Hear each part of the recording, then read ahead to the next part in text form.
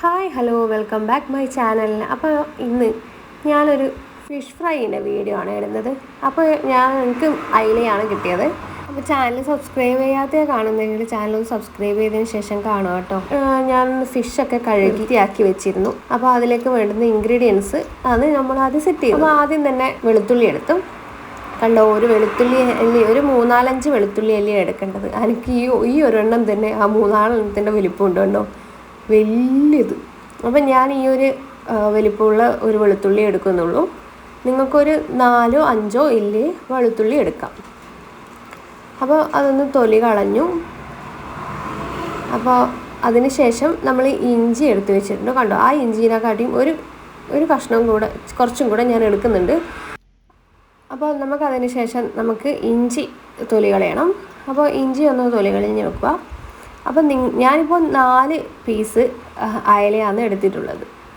അപ്പം നിങ്ങൾ ക്വാണ്ടിറ്റി കുറയുന്നുണ്ടെങ്കിൽ വെച്ചാൽ 2 പീസ് അയലേൻ്റെ കഷ്ണം എടുക്കുന്നുണ്ടെങ്കിൽ ഇത്ര വേണമെന്നില്ല, ഇതിൽ കുറച്ചാലും സാരമില്ല. നമ്മൾ എടുക്കുന്ന ഇതിൻ്റെ അളവനുസരിച്ചിട്ട് നമുക്ക് ഈ മസാല കൂട്ടവും കുറക്കുകയും ചെയ്യാം അളവിൽ. അപ്പോൾ ഇഞ്ചി ഒന്ന് തോല് കളഞ്ഞ്, നമ്മളിവിടെ ചുണങ്ങുക എന്ന് പറയും. ഇഞ്ചി ചുണങ്ങി അതിൻ്റെ ചുണങ്ങി കളയാന്ന് പറയാം. അപ്പോൾ അതൊന്ന് നീറ്റാക്കി ഇനിയൊന്ന് കഴുകി എടുത്തതിന് ശേഷം നമ്മളിത് എന്താ പറയണ്ടേ, ചതച്ചെടുക്കുക. മിക്സിയിലിട്ട് ചതക്കുക, അങ്ങനെയായാലും മതി. ഞാനിപ്പോൾ ചെറിയ ഉരളില്ലേ അതിൻ്റെ അകത്തിട്ടിട്ട് ചതക്കുവാണ്. അപ്പോൾ അതിൻ്റെ അകത്തേക്കൊന്ന് കട്ട് ചെയ്തിട്ട് ഒന്ന് ചതച്ച് ഇടിച്ചെടുക്കുമെന്ന്. അപ്പോൾ ഇതിൻ്റെ അകത്ത് വേറെയും കുറച്ച് സാധനങ്ങൾ ഇടാം. അതൊക്കെ ഇടുന്നതിന് മുമ്പ് നമുക്കൊന്ന് ഇഞ്ചി വെളുത്തുള്ളി ഒന്ന് ചതച്ച് നമുക്ക് എടുക്കാം. അതിന് ശേഷം നമുക്ക് ബാക്കി സാധനം ഇടാം. അപ്പോൾ അതിലിടയ്ക്ക് ഞാൻ ഇത് മസാല മിക്സ് ചെയ്യാൻ വേണ്ടി ഒരു പാത്രം എടുത്ത് അതിൻ്റെ അകത്തേക്ക് 1/2 ടീസ്പൂൺ മഞ്ഞളെടുത്ത്, 1 ടീസ്പൂൺ മുളക് പൊടി എടുത്ത്, കാശ്മീരി ചില്ലി ആണെങ്കിൽ നമുക്ക് അതിൻ്റെ ഇതിലെടുക്കാം കേട്ടോ. ഇത് നല്ല എരിവുള്ള മുളക് പൊടി ആയതുകൊണ്ട് ഞാൻ 1 ടീസ്പൂൺ എടുക്കുന്നുള്ളൂ. ഇതൊക്കെ തന്നെ എരിവാണ് കേട്ടോ. അപ്പോൾ 1 ടീസ്പൂണോളം മുളക് പൊടി, പിന്നെ നമുക്ക് 1/2 ടീസ്പൂണോളം കുരുമുളക് പൊടിയും കൂടി ഇടാം. അല്ലെങ്കിൽ 1/4. അത് നിങ്ങളെ എരിവൊക്കെ നമുക്ക് അത്ര വലിയ എരിവൊന്നും വേണ്ടാത്ത ആൾക്കാരാണ്. അപ്പോൾ നമ്മൾ അങ്ങനെ എടുക്കുന്നുള്ളൂ. പിന്നെ അതിൻ്റെ അകത്തേക്ക് ചിക്കൻ പൊരിച്ചാലിടുന്ന ഒരു മസാലയുണ്ട്, ചിക്കൻ പൊരിച്ച മസാല എന്നിട്ട് അതും ഒരു 1/4 ടീസ്പൂൺ ഞാൻ ഇടുന്നുണ്ട് കേട്ടോ. അപ്പോൾ നേരത്തെ ഞാൻ പറഞ്ഞില്ലേ, ഇഞ്ചിക്ക് അതിനെക്കാട്ടിയും ഒരു കഷ്ണം കൂടെ ഞാൻ എടുക്കുന്നുണ്ട്. അപ്പോൾ ഈ ഇഞ്ചിയും വെളുത്തുള്ളിയും നമുക്കൊന്ന് നല്ലോണം ചതച്ചെടുക്കണം. അപ്പോൾ നല്ല കുറച്ച് പേസ്റ്റ് പോലെ ആകുന്ന വിധത്തിലെങ്കിലും ചതച്ച് നമുക്ക് എടുക്കണം കേട്ടോ. അപ്പോൾ ഇതിനകത്തേക്ക് പിന്നെ 2 ഇൻഗ്രീഡിയൻസ് കൂടി ചതക്കുന്നതിനകത്തേക്ക് ഇടുന്നുണ്ട്. അപ്പോൾ ഇതൊന്ന് നമുക്ക് നല്ലോണം ചതച്ചെടുക്കാം. അതിന് ശേഷം അതിടാം കേട്ടോ. അപ്പോൾ ഇതിൻ്റെ അകത്തേക്ക് കറിവേപ്പിലയാണ് ഇടുന്നത്. 2 തണ്ട് കറിവേപ്പില ഇടുന്നുണ്ട്. പിന്നെ അതിൻ്റെ അകത്തേക്ക് മല്ലിച്ചപ്പ്, കഴുകി വൃത്തിയാക്കിയ മല്ലിച്ചപ്പും കൂടെ അതിൻ്റെ അകത്തേക്ക് ഇടുന്നുണ്ട്. ഒരു 2-3 എന്താ പറയണ്ടേ ഇതൾ. അപ്പോൾ നന്നായിട്ടൊന്ന് അത് നല്ലോണം ചതച്ചൊന്നങ്ങ് എടുക്കാം. നന്നായിട്ടൊന്ന് ചതച്ചെടുത്ത് നല്ലൊരു പേസ്റ്റ് രൂപത്തിലാക്കുക. നിങ്ങൾക്ക് എത്ര ഇതിൽ സ്മൂത്തായിട്ട് ചതച്ചെടുക്കാൻ പറ്റുമോ അത്ര ഇതിൽ ചെയ്യാം. മിക്സിയിലെല്ലാം ഇട്ടിട്ട് അങ്ങോട്ട് കറക്കുക വേണം. പക്ഷേ ഇത്ര കുറച്ചൊക്കെ മിക്സിയിലിട്ടാൽ മിക്സി കഴുകാനൊക്കെ പാടല്ലേ.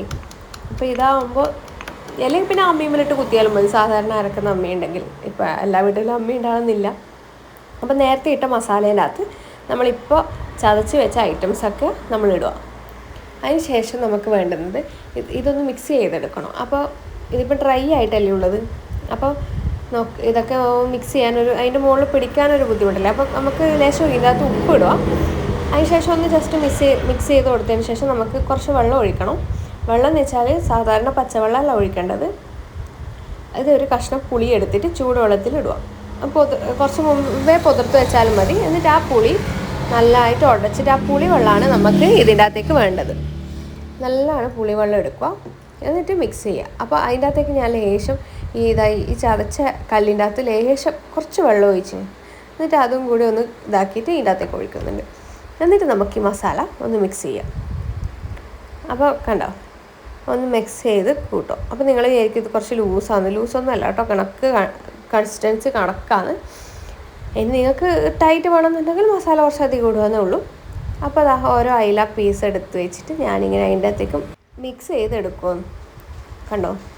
നന്നായിട്ട് ഈ മസാലകളൊക്കെ ആ കഷ്ണത്തിൽ പിടിക്കുന്ന വിധത്തിൽ ഒന്ന് മിക്സ് ചെയ്തെടുക്കാം.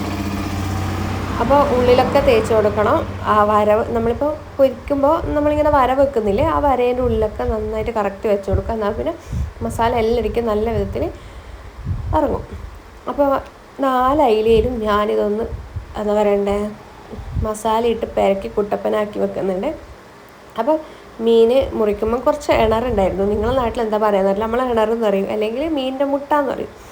അപ്പോൾ ആ ഇണർ പൊരിക്കാൻ ഭയങ്കര രസമായിരിക്കും, നല്ല ടേസ്റ്റ് ആയിരിക്കും. അത് തേങ്ങയിട്ട് വറക്കാനെങ്കിൽ അതിലും നല്ല രസമായിരിക്കും. അപ്പോൾ ഇപ്പോൾ തേങ്ങയിട്ട് വറക്കാൻ മാത്രമൊന്നും ഇല്ലേനു, 2 എണ്ണത്തിലാറ്റേ ഉള്ളായിരുന്നു. അപ്പോൾ ഞാൻ അതും കൂടെ സൈഡിലെടുത്ത് വെക്കുന്നുണ്ട്. അപ്പോൾ അതിലും കൂടി ഈ മസാല മിക്സ് ചെയ്യുന്നുണ്ട് ഞാൻ. അപ്പോൾ ആദ്യം ഒന്ന് മീനും മിക്സ് ചെയ്ത് വെച്ചതിന് ശേഷം ഞാൻ ആ ഇണറിലും കൂടെ മസാല ഒന്ന് മിക്സ് ചെയ്യുന്നുണ്ട് കേട്ടോ. നിങ്ങൾക്ക് വേണമെങ്കിൽ കുറച്ച് വലിയ പാത്രം എടുക്കാം കേട്ടോ. ഞാൻ കാണാൻ കൊള്ളാവുന്നൊരു പാത്രം എടുത്തതേ ഉള്ളൂ. അപ്പോൾ അത് ആ ഇണറും കൂടി അതിൻ്റെ അകത്തിട്ട് ആ മസാലയിലൊന്ന് മിക്സ് ചെയ്തു കേട്ടോ. ഇങ്ങനെ. പിന്നെ ഉപ്പിൻ്റെ അളവ് ഞാൻ പറയാഞ്ഞത്, ഉപ്പെല്ലാം ഓരോരുത്തരുടെ ഇഷ്ടത്തിനനുസരിച്ചാണ് എടുക്കുക. കാരണം ചിലവർക്ക് ഉപ്പ് കൂടുതൽ വേണ്ടി വരും, ചിലവർക്ക് ഉപ്പ് കുറവേ വേണ്ടി വരും. അപ്പം നിങ്ങൾ ഇതിനനുസരിച്ചിട്ട് ഉപ്പ് എടുക്കുക. എന്നിട്ട് ഇങ്ങനെ ഒന്ന് മിക്സ് ചെയ്ത് അവിടെ ഒന്ന് റെസ്റ്റ് ചെയ്യാൻ വെക്കുക.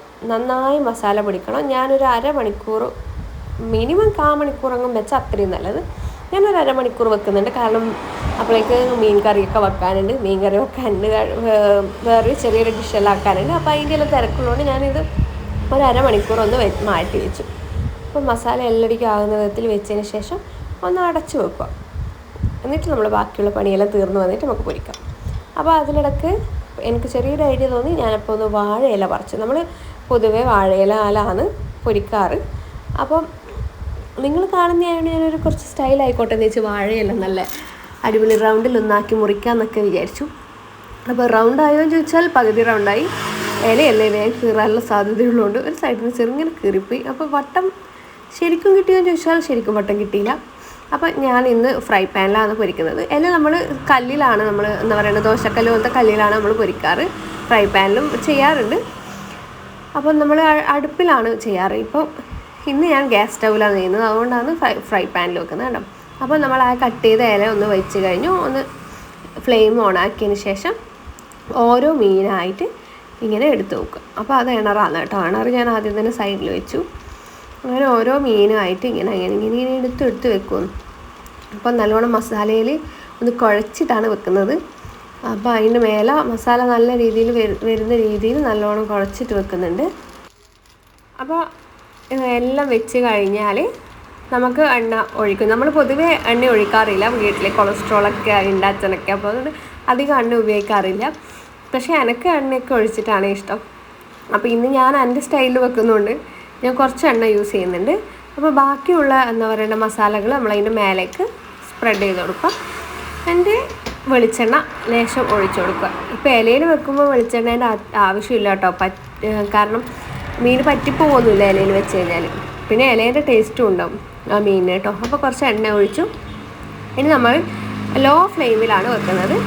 ലോ ഫ്ലെയിമിൽ വെച്ച് അപ്പോൾ അതിൻ്റെ മുകളിൽ കുറച്ച് കറിവേപ്പിലയും കൂടി ഇടുന്നുണ്ട്. കാരണം കറിവേപ്പിലേൻ്റെ ടേസ്റ്റ് വേറെ തന്നെ. അപ്പം 2 ടേസ്റ്റ് കിട്ടും. ഈ വാഴയിലേൻ്റെ ടേസ്റ്റും ഉണ്ടാവും, കറിവേപ്പിലേൻ്റെ ടേസ്റ്റും ഉണ്ടാവും. അപ്പോൾ നല്ല ഒരു പ്രത്യേക രസം തന്നെയായിരിക്കും കേട്ടോ. അപ്പം നമ്മൾ അതൊന്ന് ലോ ഫ്ലെയിമിൽ വെച്ചിട്ട് ഒരു ഭാഗം കുക്കാകുന്നവരെ വെക്കുക. ഒരു 10 മിനിറ്റൊക്കെ വെക്കണം. കണ്ടോ ആദ്യം ഇങ്ങനെ എണ്ണയൊക്കെ വറ്റും. അപ്പോൾ അത് മറിച്ചിടേണ്ടത്. അപ്പോൾ നമുക്ക് അതുവരെ വെയിറ്റ് ചെയ്യാം അല്ലേ. അപ്പോൾ നമ്മൾ ബാക്കി പരിപാടികൾ അതിനെ നടക്കട്ടെ. അപ്പോൾ ഇല റൗണ്ടിൽ കട്ട് ചെയ്തുകൊണ്ട് ചൂടാകുമ്പോൾ ഇല വാടും, അങ്ങനെയുണ്ട് കേട്ടോ ഇലക്ക്. അപ്പോൾ കണ്ടോ വാടി കുറച്ച് ഇല. അപ്പോൾ കുറച്ചും കൂടെ എന്താ പറയുക ആയിക്കഴിഞ്ഞാൽ നമുക്ക് മറിച്ചിടാം. കണ്ടോ നന്നായിട്ട് ആ വെള്ളം എണ്ണയൊക്കെ വറ്റി.